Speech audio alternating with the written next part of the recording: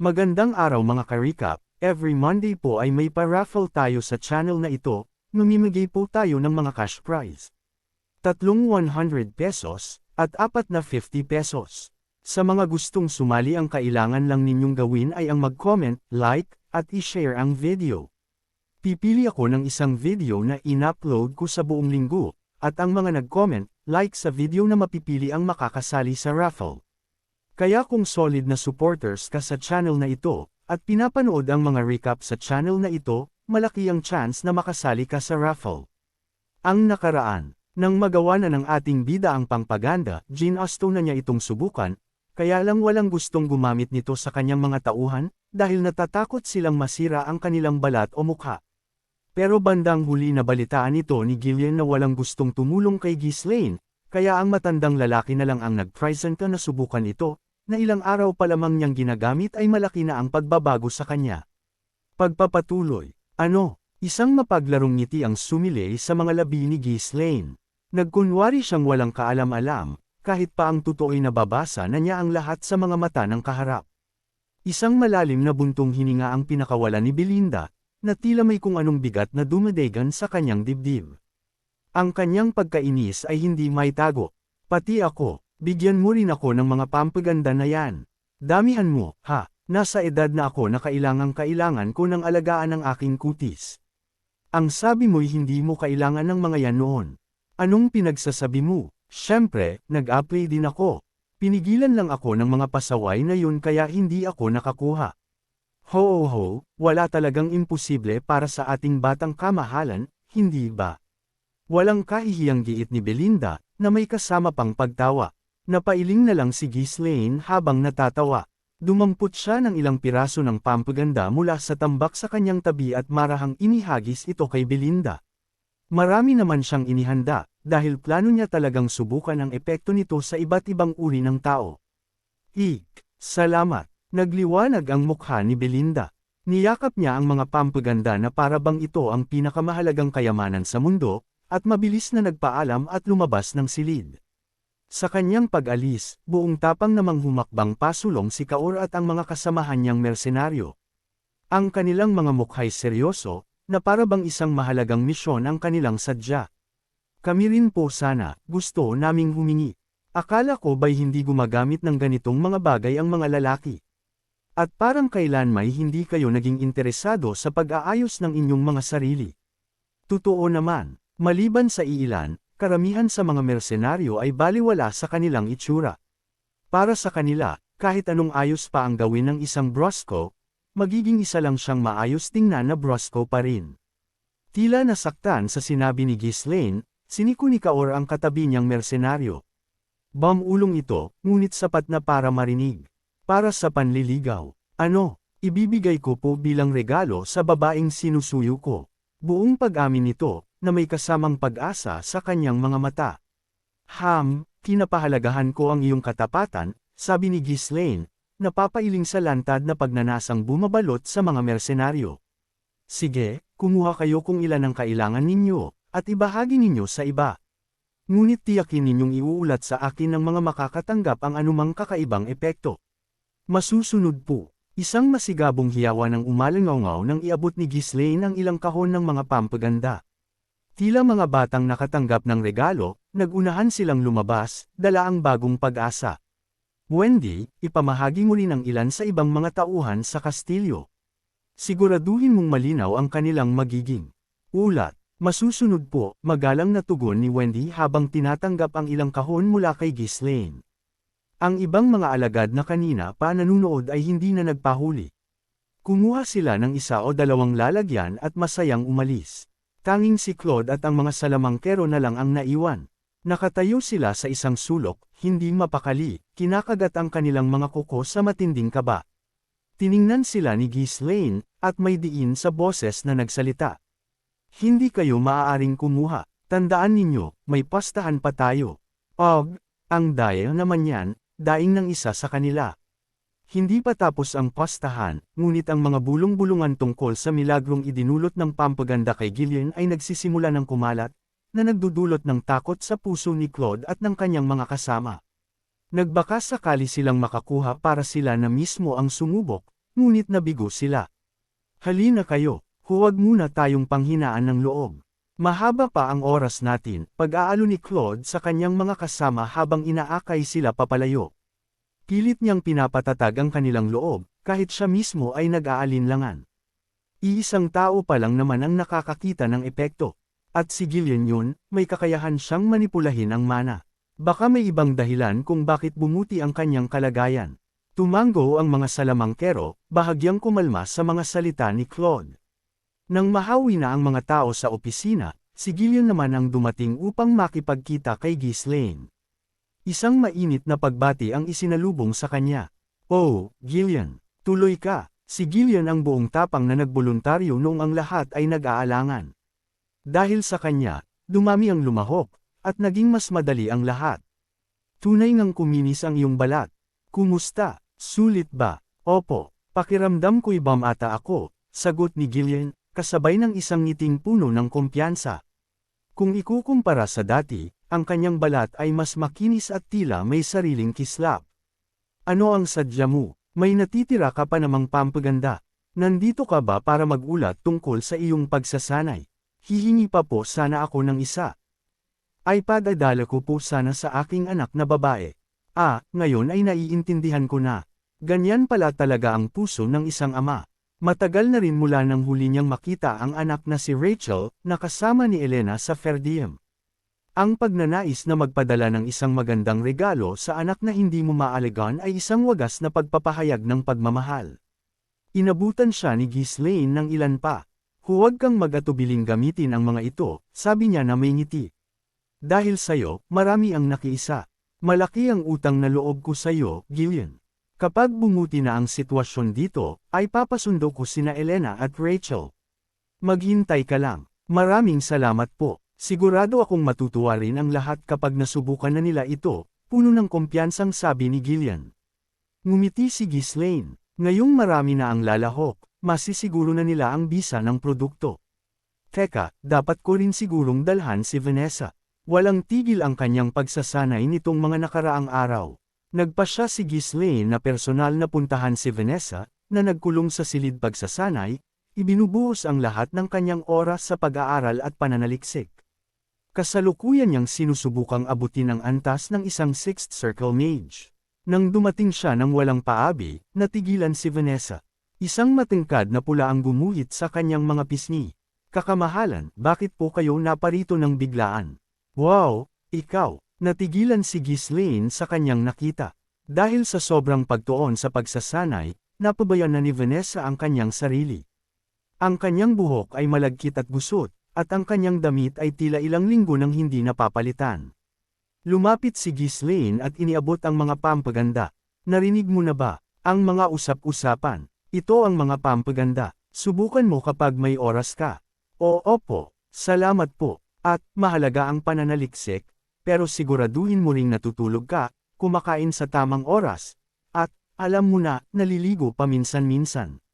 Yumuko si Vanessa, isang munting ngiti ang gumuhit sa kanyang mga labi. Hindi niya alintana kung para saan ang regalo, ang mahalaga, ito ang kauna-unahang pagkakataon na may nagbigay sa kanya ng anuman. Pabalik na sana si Ghislaine sa kanyang opisina nang huminto siya sa may pintuan ng silid pagsasanay. Sumilip siya sa loob. Dahan-daang inilapag ni Vanessa ang mga pampaganda sa isang sulok, at muling lamusong sa pagitan ng nagtataasang mga banta ng libro. Doon, sa gitna ng daan-daang aklat, muli siyang naglaho sa mundo ng kaalaman.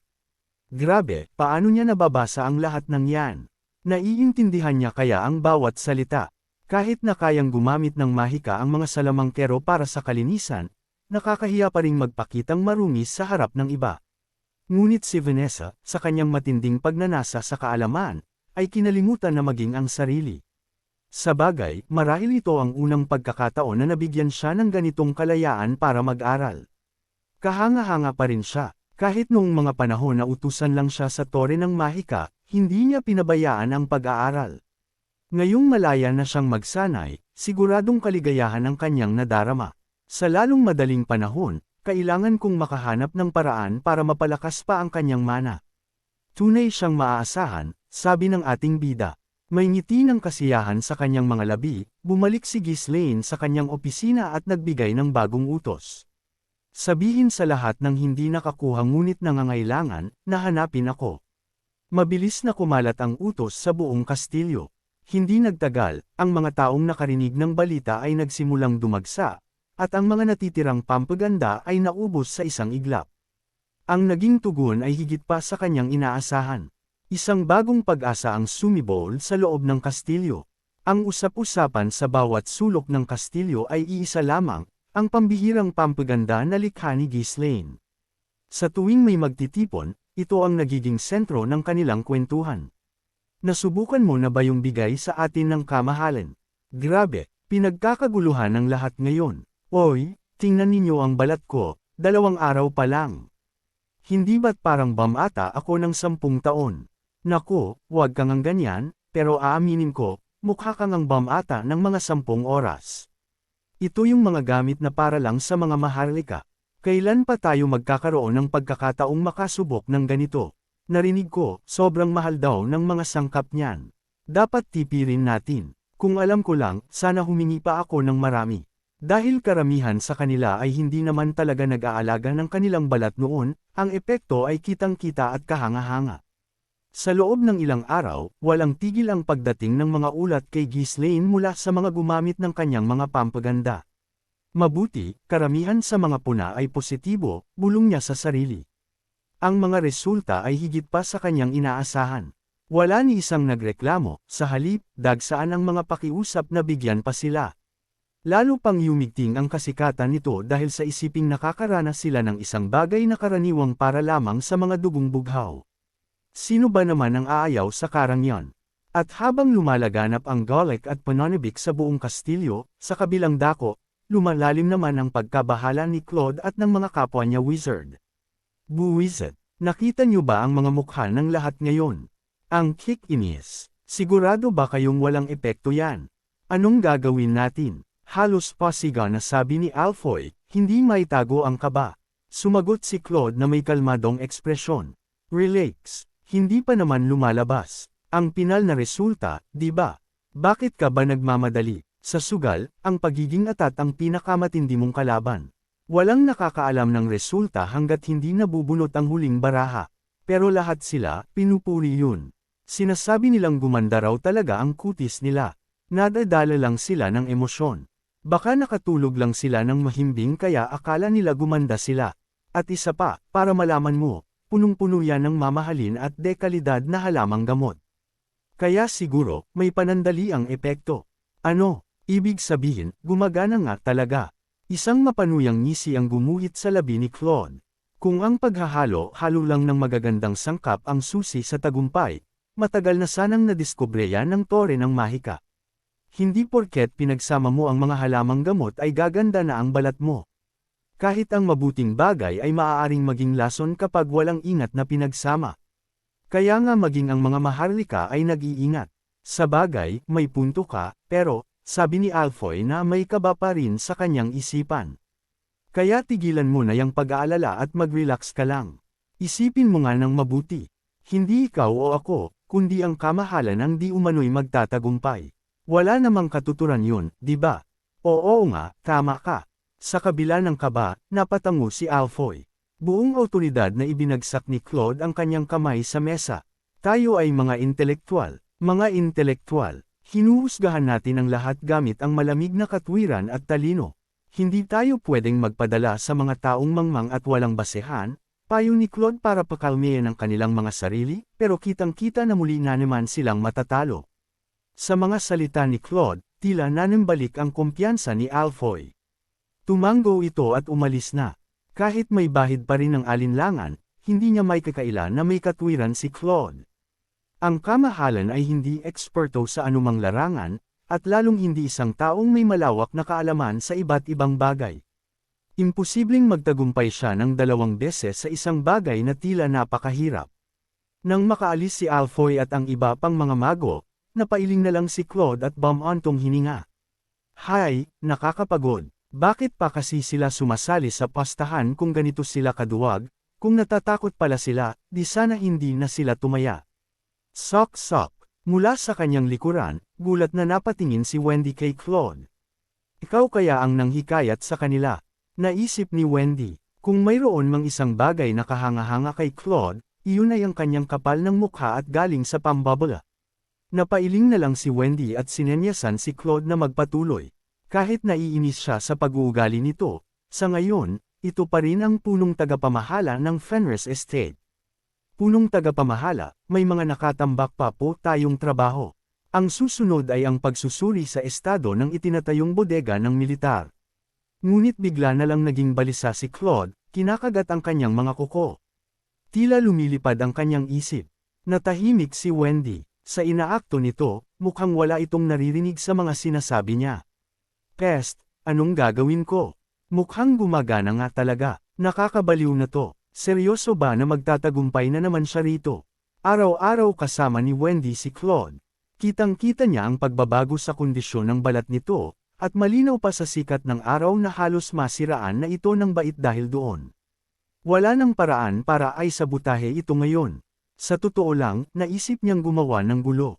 Kasama naman siya ng mga wizard, at napakaraming paraan para gawin iyon. Pwede niyang ipaputol ang supply ng tubig para walang makapaghugas, o gamitan ng decay magic para bumaho ang hangin sa buong lugar. Pero kapag nahuli ako, tiyak na 30 taon ako sa kulungan. Kilala niya ang ugali ni Ghislaine. Kapag may naramdaman itong mali, kahit walang matibay na ebidensya, ikukulong siya nito ng walang pag-aalinlangan. At ngayon, napakarami nang nakakuha ng mga pampaganda kaya imposibleng guluhin pa ang lahat. Hindi lang mga tauhan sa kastilyo, maging ang mga mersenaryo at mga basalyo ay nakatanggap na rin. Para mapigilan ang lahat, kailangan niyang guluhin ang buong nasasakupan. Maliban na lang kung isa siyang archmage, wala siyang kakayahang gawin iyon. Hard, buwisit. Anong gagawin ko? Pabalik-balik sa paglalakad si Claude, at nang magtama ang kanilang mga mata ni Wendy, nagreklamo ito. Ano? Anong tingin yan, ha, traidor? Nakita kitang gumagamit din ng pampaganda, no? Sok, tingnan mo nga yung mukha mo, ang kinis na. Sabi ni Claude kay Wendy. Iniwas ni Wendy ang kanyang tingin. Ang kanyang ekspresyon ay pinaghalong pagkasuklam at awa. Base sa kanyang obserbasyon, ang pakikipagtalo sa isang mambobola ay laging mauuwi sa pagkatalo. Mukha pa ring balisa, napailing si Claude. Tama, siguradong may iilan na makakaranas ng masamang epekto. Hindi ganoon kasimple ang paggawa ng pampaganda. Imposibleng makagawa ang kamahalan ng ganyang produkto. Hihintayin ko na lang ang huling araw para kumpirmahin. Kahit iilan lang ang magkaroon ng side effects, maaari niyang ipilit na maging tabla ang pastahan. Tatanggihan ng mga maharlika ang anumang produkto na may kahit katiting na panganib, at sapat na iyon para sirain ang halaga nito bilang isang kalakal. Hindi kailangang matakot dahil lang wala pang resulta. Ang ganitong tensyon ang saya sa pagsusugal, pero masyado na yata akong naging malambot. Hey, ito ang karaniwang pagtanggi sa katotohanan ng mga sugarol, ngunit hindi ito namamalayan ni Claude. Tara na. Marami pa tayong trabaho. Kung magpapabaya siya dahil lang sa isang pastahan, tiyak na isang nakakatakot na ganti ang kakaharapin niya. Sa kabila ng tila matapang na kilos ng kamahalan, mayroon itong ugaling mapilit at hindi basta-basta sumusuko. Habang desperadong tinatanggihan ni Claude ang katotohanan, si Ghislaine naman ay nakangiting pinagmamasdan ng dumaraming tumpok ng mga papel sa kanyang lamesa. Zero kaso ng masamang epekto, sabi ng ating bida, na walang ni isang masamang epekto ang nakarating sa kanya. Mahigit 2 linggo nang ginagamit ng napakaraming tao ang mga produkto, ngunit wala ni isang naiulat na nagkaroon ng negatibong reaksyon. Inasahan niyang aabutin ito ng matagal, ngunit mas mabilis siyang nagtagumpay kaysa sa kanyang pinaghandaan. Masarap sa pakiramdam na nagtagumpay siyang gawin ang mga pampaganda, pero mas masarap sa pakiramdam na makitang masaya ang mga taong gumagamit nito. Nangangahulugan iyon na nakahanap sila ng kapayapaan ng isip. Matapos ang sandaling pag-iisip, naglabas si Ghislaine ng bagong utos. Lahat ay masyado nang nagtatrabaho ng walang pahinga. Nagpaplano akong magdaos ng isang piging. Kahit kapos sa oras, mahalaga ang tamang pahinga kung gusto nating magpatuloy sa pakikipaglaban. Nagulat ang lahat ng kanyang mga tauhan. Ang kamahalan, na hindi man lang nag-organisa ng isang simpleng hapunan noon, ay biglang nag-anunsyo ng isang piging. Ano kayang nakain nitong kamahalan nating workaholic? Nang makita ang kanilang mga gulat na mukha, nagpatuloy si Ghislaine. Gaganapin ang piging sa huling araw ng pastahan. Maghanda kayo ng mga inumin at karne para lahat ng tauhan sa kastilyo at mga mamamayan ng nasasakupan ay makisaya. Dahil may ilan na kailangang magtrabaho, tatakbo ang piging sa loob ng 2 araw. Gagamitin niya ang pagkakataong iyon para sabay na ihayag ang resulta ng pastahan at bigyan ng pagkakataon ang lahat na makapag-relax. Sa katunayan, halos sigurado nang ang pustahang ito ay magtatapos sa pagkapanalo ng kamahalan. Kung sa pagsasaka, hindi tiyak ang resulta hanggat hindi sumisibol ang mga pananim. Ngunit iba ang mga pampaganda. Araw-araw niyang nakikita ang mga mukha ng gumagamit nito, kaya agad na malalaman ang pagiging epektibo nito. Ang balitang maging ang mga katulong ay maaaring dumalo sa piging ay nagdulot ng matinding pananibik sa lahat, maliban kay Claude at sa mga wizard, na para bang mga kaluluwang ligaw na malungkot na naglalakad sa kastilyo. Nasa punto na sila ng desperasyon na araw-araw na silang nagdarasal sa Diyosa. Pakiusap, gunawin niyo na po ang mundo. Magpadala kayo ng hari ng mga demonyo o kahit ano, hiling nga mga ito.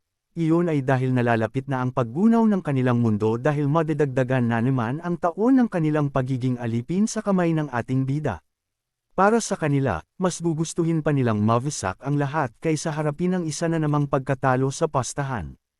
Kitang-kita na ang resulta ng pastahan, may magagawa pa kaya si Claude para itabla ito?